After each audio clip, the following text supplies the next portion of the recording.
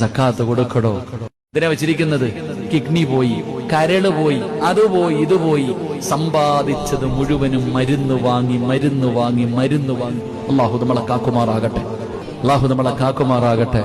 സക്കാത്ത് കൊടുക്കടോ. ചെറുതല്ലേ ഉള്ളൂ, അല്പമല്ലേ ഉള്ളൂ, അത് അവകാശമല്ലേ പാവപ്പെട്ടവൻ്റെത്. ആർക്കെങ്കിലും കൊണ്ട് കൊടുത്താൽ സക്കാത്ത് വീടൂല്ല.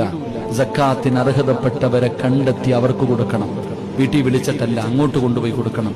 അത് പാവപ്പെട്ടവന്റെ അവകാശമാണ്, അല്ലാതെ നിന്റെ ഔദാര്യമല്ല. നിന്റെ വീടിന്റെ മുറ്റത്ത് വരുന്നവന് കൊടുക്കാനുള്ള നക്കാപ്പിച്ചയല്ല സക്കാത്ത്.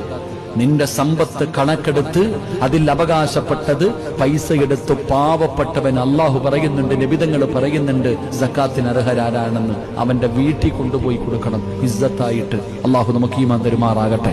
എന്റെ പ്രിയപ്പെട്ട സഹോദരങ്ങളെ, സഹോദരിമാരെ, ഞാൻ പറഞ്ഞു വന്നത് സദക്ക കൊടുക്ക്, നല്ല കാര്യങ്ങൾ ചെയ്യ്, സക്കാത്ത് കൊടുക്കടോ. ഇതിനെ വെച്ചിരിക്കുന്നത് കിഡ്നി പോയി, കരള് പോയി, അതുപോയി, ഇതുപോയി, സമ്പാദിച്ചത് മുഴുവനും മരുന്ന് വാങ്ങി മരുന്ന് വാങ്ങി മരുന്ന് വാങ്ങി. അള്ളാഹു നമ്മളെ കാക്കുമാറാകട്ടെ, അള്ളാഹു നമ്മളെ കാക്കുമാറാകട്ടെ. സക്കാത്ത് കൊടുക്കടോ.